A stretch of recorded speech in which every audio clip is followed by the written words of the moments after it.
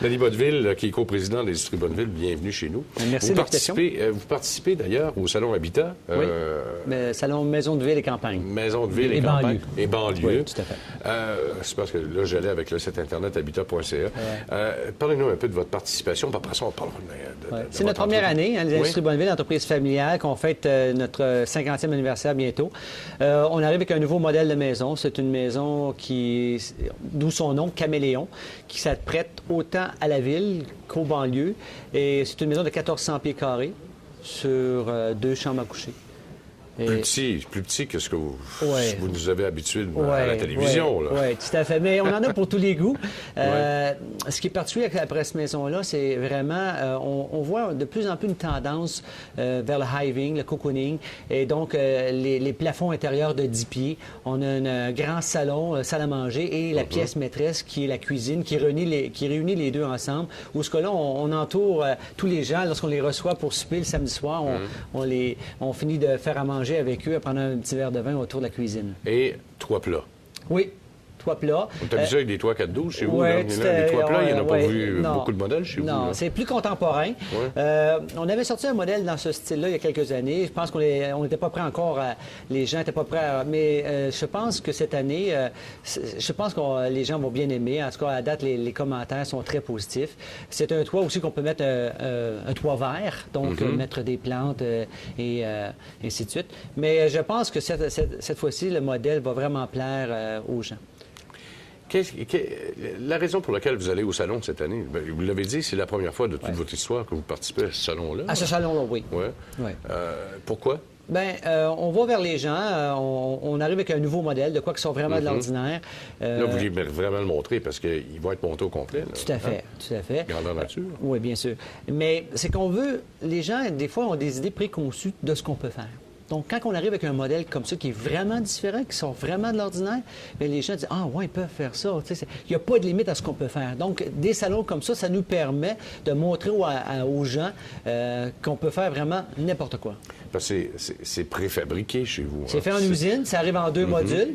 Donc, on va installer la maison en l'espace de 2 jours. Elle rentre aujourd'hui au salon et jeudi, elle va être visitable.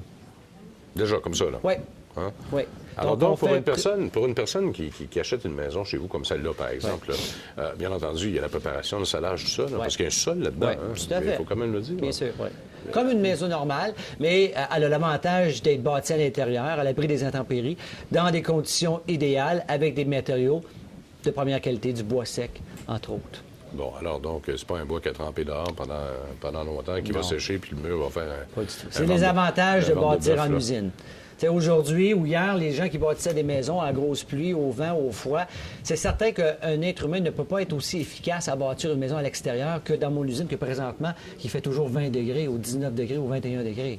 C'est l'avantage de bâtir en usine. Comment se porte votre marché à vous, là? Bien, surprenant. Les 6 premiers mois l'année passée ont été difficiles. Les 6 derniers, on a vu une reprise et cette année, je pense qu'on va connaître une très bonne année.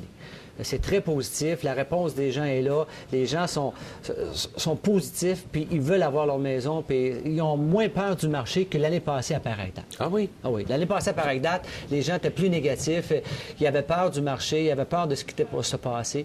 Mais cette année, on sent vraiment un engouement, une bonne reprise. Et ça, malgré les taux d'intérêt très bas l'année passée, qui vont risquer d'être encore bas pour les 6 premiers mois étaient difficiles. Les 6 suivants, on voyait que les gens, là, étaient passés ça un petit peu. Et cette année, là, on voit vraiment une grosse reprise. Est-ce que ça vous a forcé à faire certains réaménagements à l'usine? Si c'était plus difficile, la demande était plus faible, donc moins de travail dans l'usine? Oui, on s'en va vers d'autres marchés. On a concentré nos efforts vers d'autres marchés. La région de Québec qui est très forte. Hein? La région de Québec n'a pas connu vraiment de récession là-bas. Donc, on a concentré plus nos efforts vers les régions qui étaient moins touchées. Donc, vous pouvez livrer partout au Québec, là? Partout au Québec. On a un bureau à Calgary, donc partout au Canada. Même dans l'Ouest? Oui. Toutes les maisons sont bâties à Montréal, à Belleuil, et on les livre partout au Canada, aux États-Unis, outre-mer. Il n'y a pas de limite. Donc, il n'y a pas de limite pour vous. Comment vous entrevoyez l'avenir? Parce que là, éventuellement, il va y avoir des hausses de taux d'intérêt. Comment vous réagissez dans ce temps-là? Est-ce que vous êtes capable... Est-ce que vous êtes capable de faire face à la compétition? Très certainement, vous allez me dire oui, là, mais dans quelle mesure? Bien, ça fait 50 ans qu'on est là. Donc, on a vu les différents cycles économiques. On a vu des taux d'intérêt de 20 et puis on vend encore des maisons. Il s'agit d'être avant-gardiste, d'être à l'écoute du marché et d'offrir des produits qui sont là pour satisfaire les besoins du marché au moment qu'on est là. Pas être un an de tard ou 2 ans de tard. C'est pour ça qu'on arrive avec des modèles comme ça, tout avant-gardistes, et puis qu'on montre à nos gens qu'on peut bâtir vraiment de... On bâtit des condominiums qu'on est en train de bâtir présentement à Belleuil. On est en train de bâtir aussi probablement des condos à Montréal. Donc, c'est vraiment très flexible.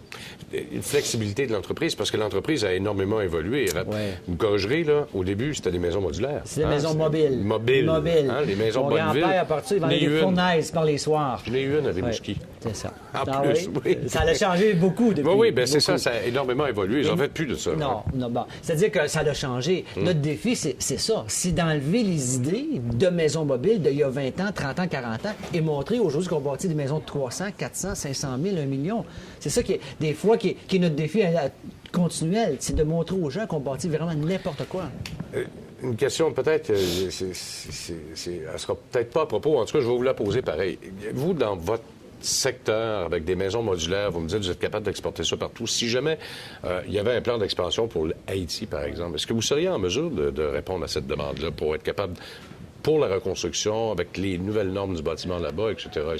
Est-ce que Bonneville sera en bonne posture pour faire ça, ce genre de travail-là? Tout à fait. On a bâti 200 maisons pour les essors il y a 7-8 ans. Le gouvernement avait acheté 200 maisons parce qu'il y avait eu, je pense, un ouragan ou quelque chose comme ça.